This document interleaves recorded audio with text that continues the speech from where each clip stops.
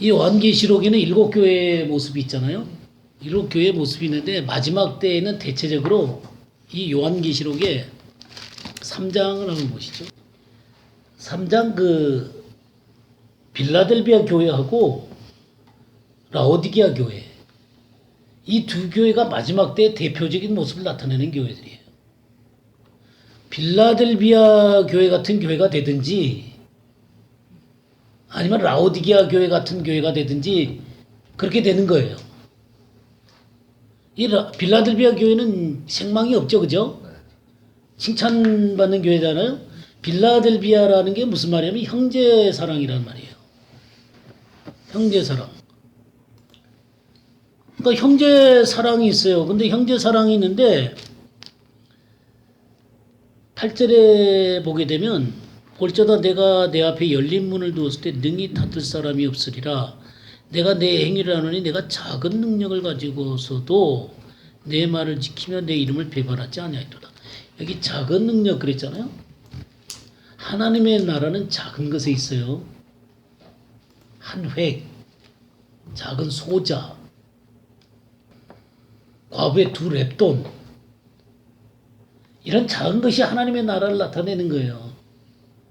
그러니까 이 작은 능력을 가지고도 내 말을 지키며 내 이름을 배반하지 않은 거예요. 그러니까 이 하나님의 나라의 능력을 소유하고 있는 이 하나님의 사람들, 이들이 바로 작은 능력을 갖고 형제 사랑을 하고 있는, 그래서 오픈도어, 그러니까 이 열린 문을 가지고 이 세상에 이 능력으로 선한 일을 하는 사람들이에요.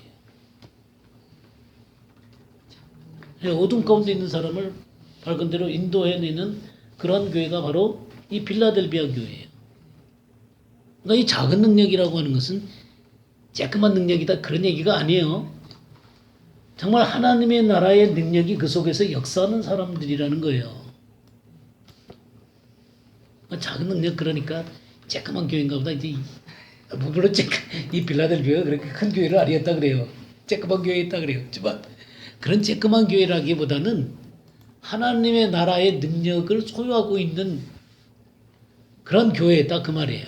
형제 사랑이 있었고 그런 하나님 나라의 능력이 활동하고 있는 그런 교회였다 그 말이죠. 그렇게 해서 하나님의 역사가 일어났던 교회죠. 그런 반면에 라오디게아 교회는 어떤 교회예요? 여기 17절에 보니까 나는 부자라 부요하여 부족한 것이 없다 하나 내 공고한 것과 가련한 것과 가난한 것과 눈먼 것과 벌거벗은 것을 알지 못하는도다. 그러니까 내면은 허약하고 겉에만 화려한 거예요. 이게 우리나라 교회하고 좀 비슷한 것 같아.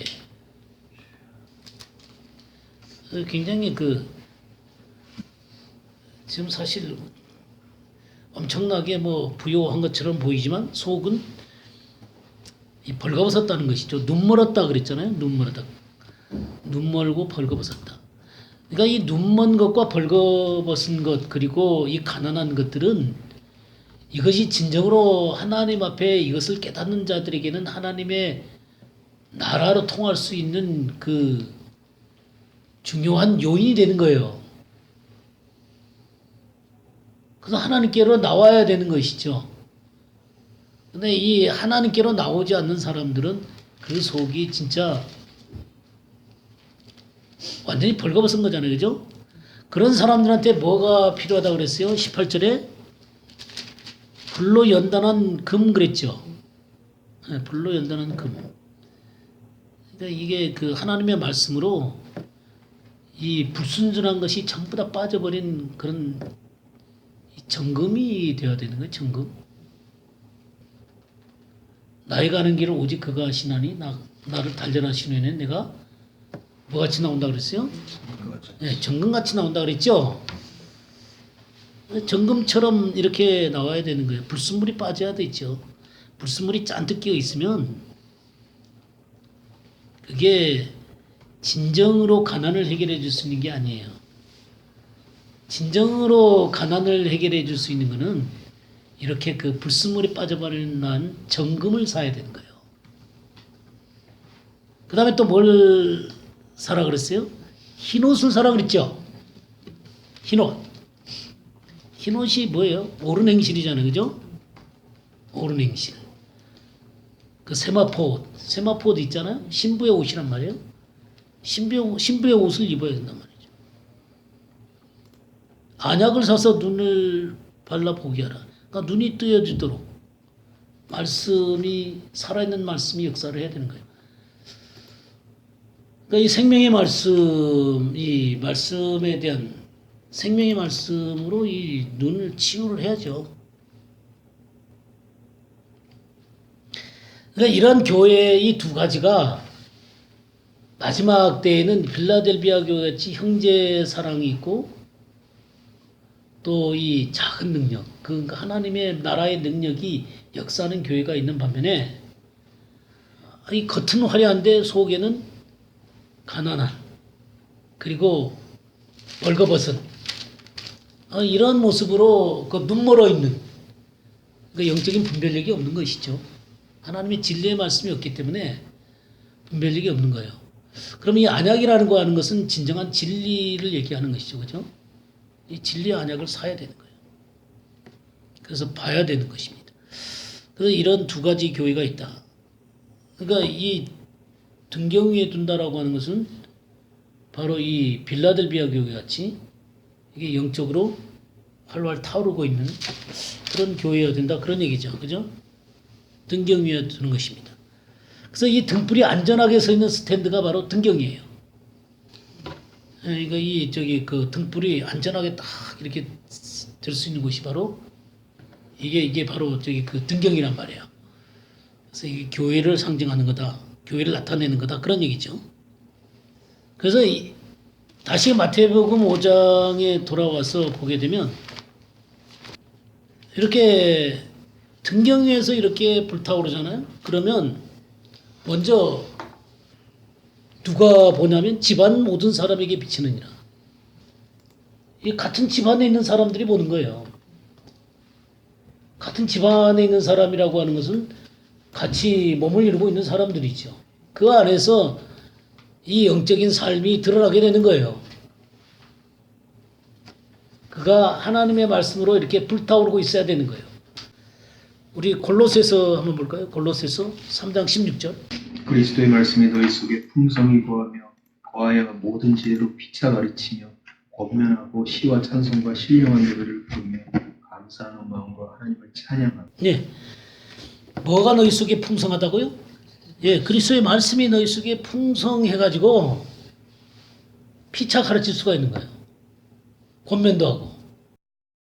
그러면서 그 속에 이 말씀이 살아있으니까 시와 찬미와 신령한 노래를 부르게 돼, 찬양을 하게 되죠. 그래서 감사하게 되잖아요, 그죠? 감사가 넘치게 되는 거예요. 그래서 이 모임 자체에 찬양이 있고 감사가 있고 또 서로 이 말씀으로 이 교제하고 권면하고 또 가르쳐주고. 그러니까 이게 바로 하나님의 말씀으로 되어진 이 교회를 얘기하는 거예요. 이런 게 바로 등경이다 그 말이에요. 이게 등불이 켜진 사람이 바로 이런 곳에서 불타오르고 있어야 되는 거예요. 이런 곳에 불타지 않고 세상적인 교제권 가운데 계속 있으면 어떻게 되겠어요? 그게 말 아래에 있는 거예요. 그게 말 아래에 있는 거. 불이 꺼지게 되는 것이죠. 불이 꺼지게 되는 거예요. 그러니까 이렇게 계속 이렇게 하나님의 말씀이 그 속에서 타오르고 있어야 된다. 그래서 이제 마태복음 5장에 다시 돌아오시게 되면요.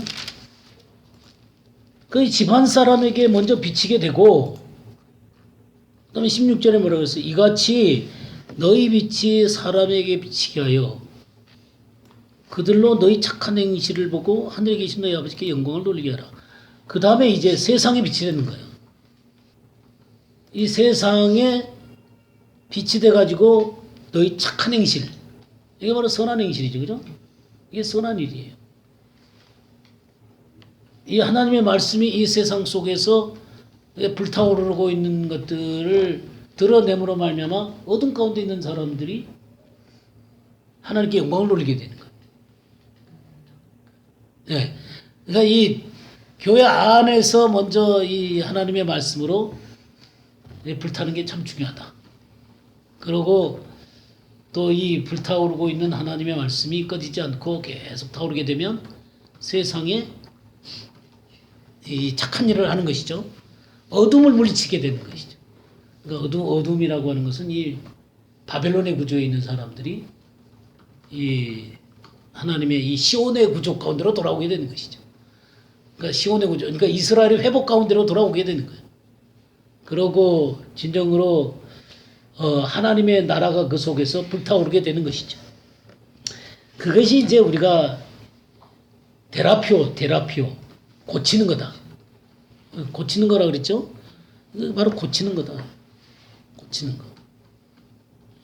자, 하나님은 뭐가 필요하냐면 바로 이런 일을 할 수 있는 목자들이 필요한 거예요. 자, 마태복음 9장 다시 보도록 하겠습니다. 35절 말씀부터 10장 1절까지. 예수께서 모든 도시와 마을에 두루 다니사 그들이 회당에서 가르치시며 천국 복음을 전파하시며 모든 병과 모든 약한 것을 고치시니라.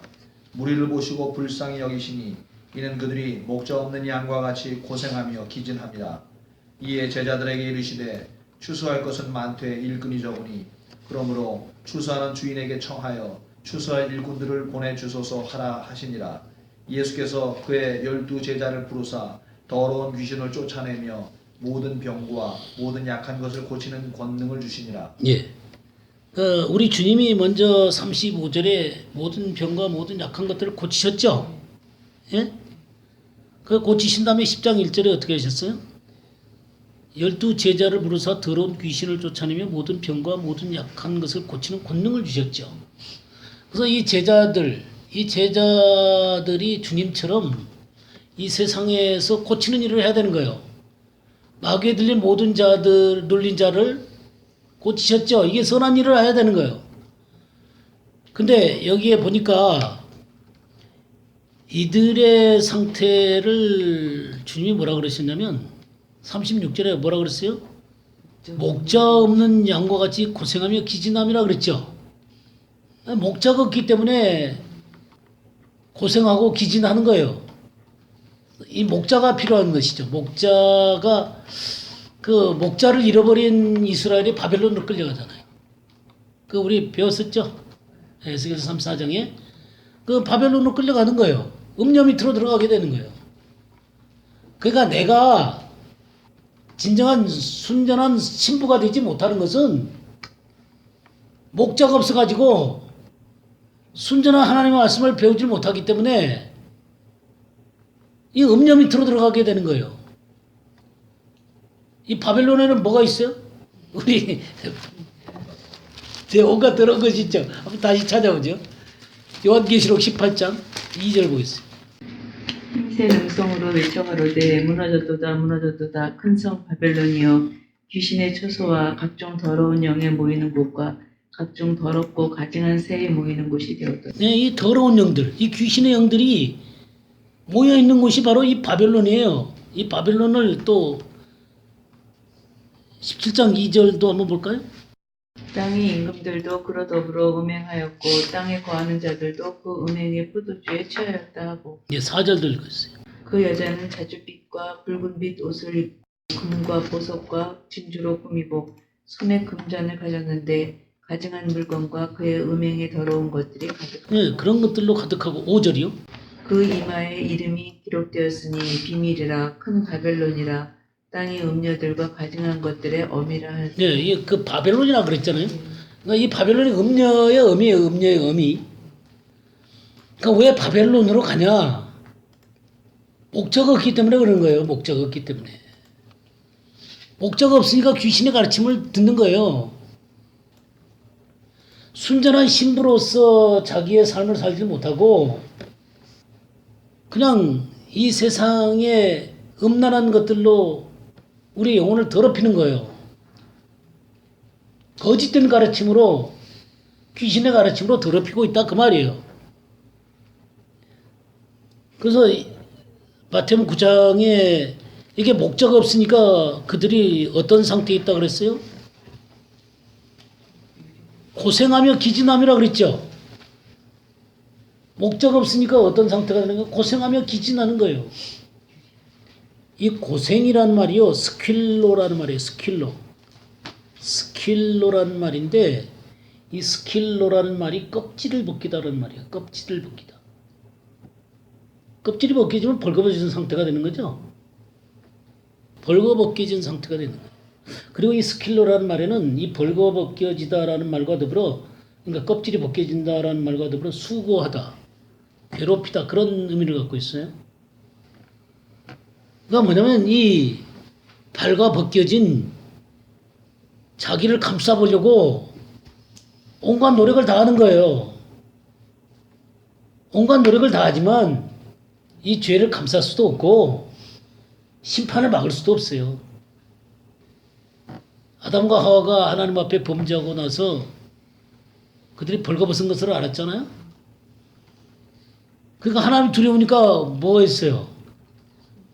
무화과나무 잎으로 자기 벌거벗은 거 가지려고 굉장히 애를 썼죠.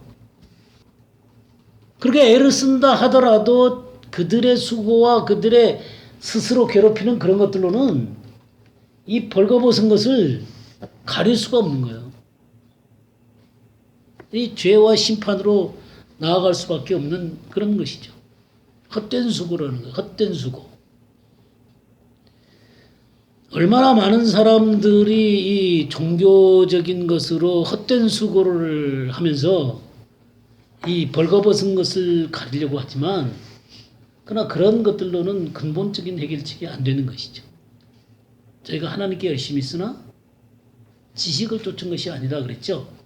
하나님의 에피그노시스, 이 참다운 지식이 아니라, 지식을 쫓은 것이 아니라 하나님의 의를 모르고 자기의 의를 세우려고 힘써 하나님의 의를 복종하지 않았다 그랬죠.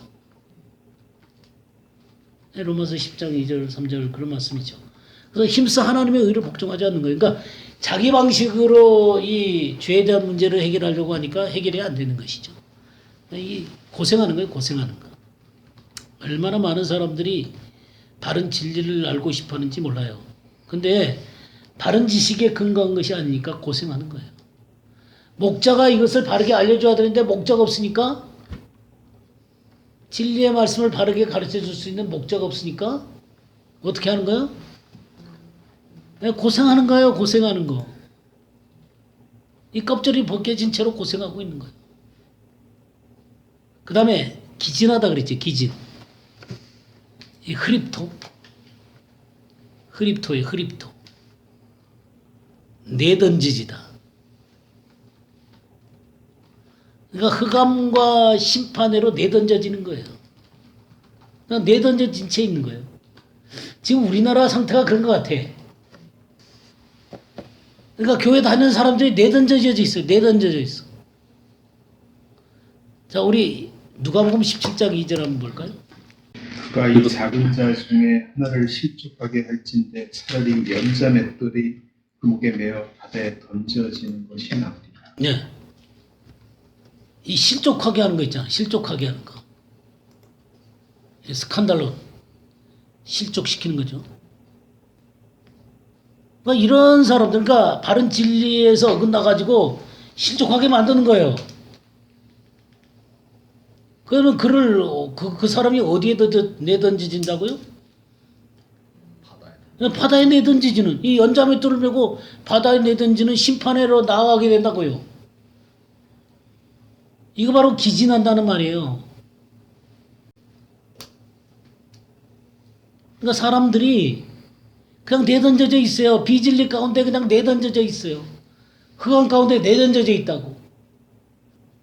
막 찾고 싶은데 자기가 수고도 하고 자기를 괴롭히기도 하고 열심히 하는데 이 벌거벗은 것을 가릴 수가 없어.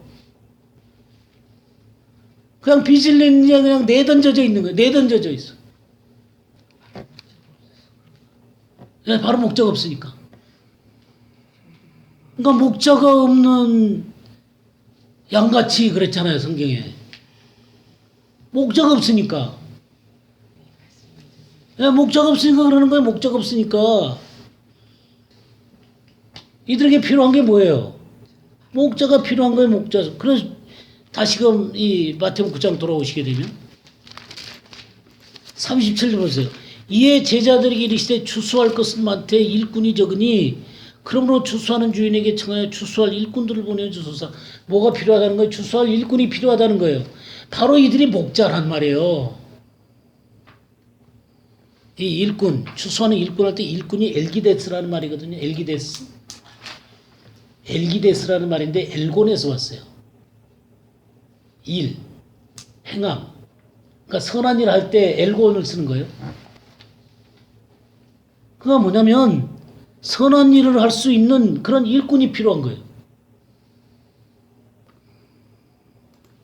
지금 계속 선한 일에 대한 얘기 하잖아요. 그죠?